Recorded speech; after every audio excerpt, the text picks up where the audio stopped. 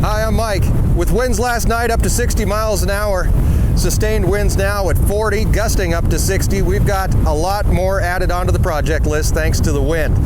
We've got to take a look at Erin's tunnel, to make sure that that's going to work okay for us and not blow away. Also, we've got some fence in the horse pasture that's trying to blow away on us. And we're going to take a look at the manure in the fields. With the wind comes a little bit warmer temperature. There goes my hat. Don't step on that.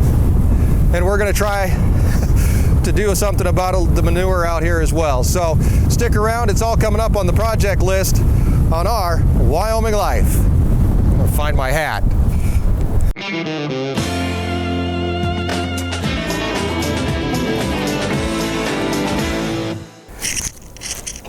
With the cows now fed, I can shake all this hay off of me that just gets everywhere in the wind. It's kind of like when you get a haircut.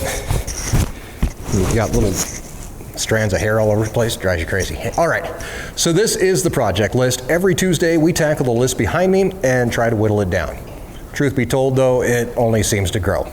If this is your first time here, please hit subscribe and join us on the ranch as we post videos 3 times a week. A little bit about everything, but all from the ranch. From animals to gardens to ranch-style cooking, it's all right here.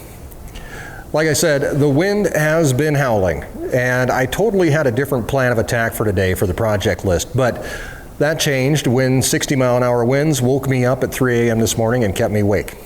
Until now, anyway. When we get high winds, both Erin and I start stressing about the high tunnel. When it comes down to it, it's actually just a layer of plastic over a metal frame and held on with these little tiny clips called wiggle wire. And high winds, well, they can do some damage.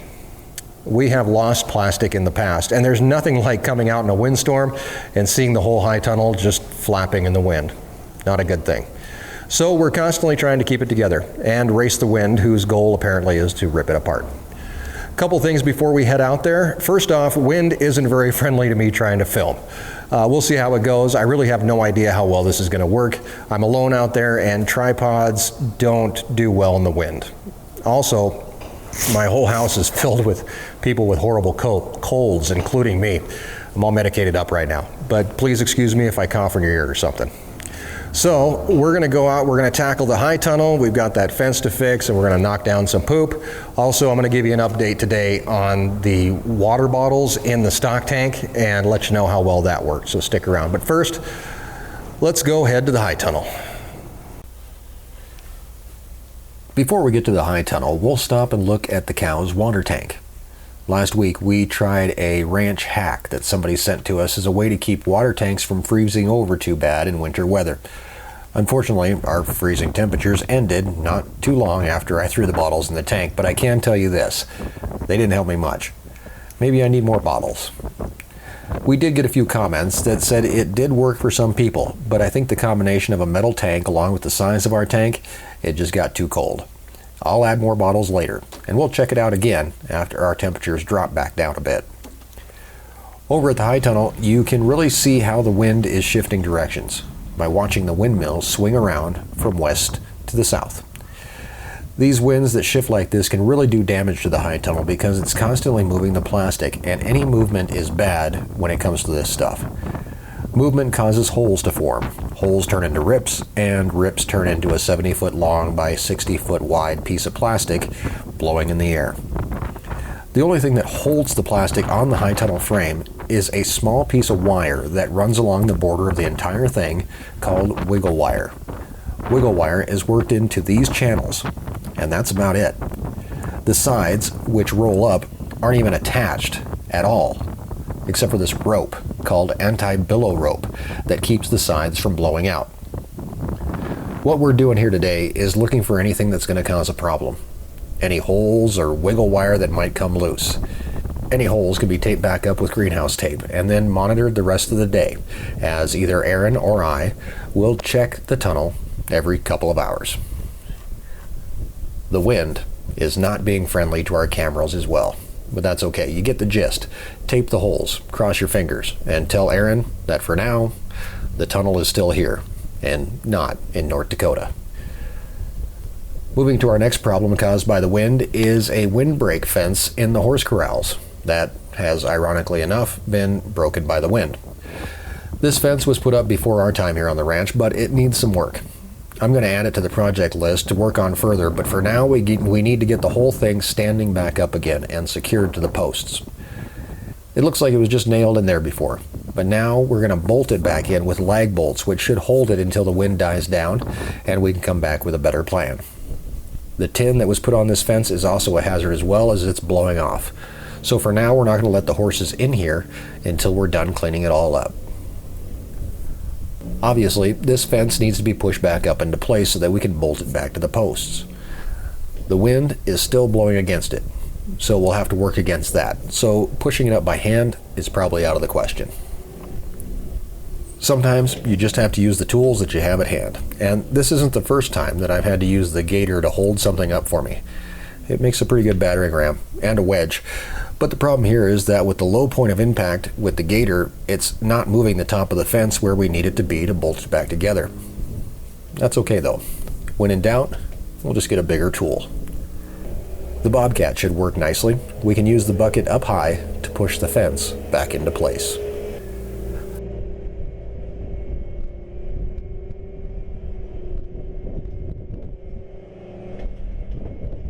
Okay, so if you work for OSHA, here's where you should probably close your eyes. This next technique is probably not approved of at all, but when you work by yourself, sometimes you have to do what you gotta do to get the job done. Now, sitting up in the bucket, I can bolt this portion of the fence back into the post. First drilling a small pilot hole for the lag bolt, and then driving it in. One more small section to reattach, and we're good to go. The tin still needs to be cleaned up and cut off the fence, but that will wait until the wind's not blowing so hard. Tin edges can be very sharp, and if the wind catches it, it's going to be like a knife flying right at you. This project, it's not done, but for now, it's good enough. Our next project, and one that will hopefully get us out of the wind for a while, is going to be dragging some of the areas where the cows get fed every single day. Cows poop, and until they're litter box trained, they're going to do it in the field. With all this wind comes warmer temperatures, and even though the ground is still frozen, the manure is not, and it's a great time to get out the drag and get it broken up and spread out a bit. To do this, we need to get the harrow. It's over by Erin's tunnel, and I don't want to drag it across the driveway, so we'll pick it up with the bobcat. We disconnect the bucket from the machine, leaving it behind, and picking up the forks. Then heading over to pick up the harrow and take it back to the other side of the ranch yard.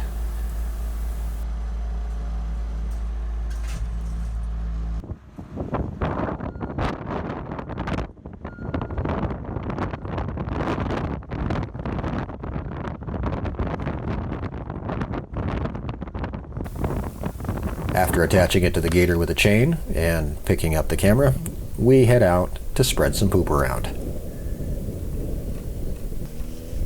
This little harrow works great for this. It's light enough that it doesn't bother the soil or what's left of any grass out here, and it's easy enough for the gator to pull without much trouble.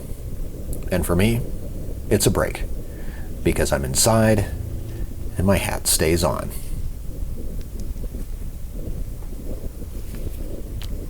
Okay, so it's downright horrible out there. You know what, I can deal with hot, I can deal with cold, but wind is one thing that makes me wish I could just go inside and read a book or something.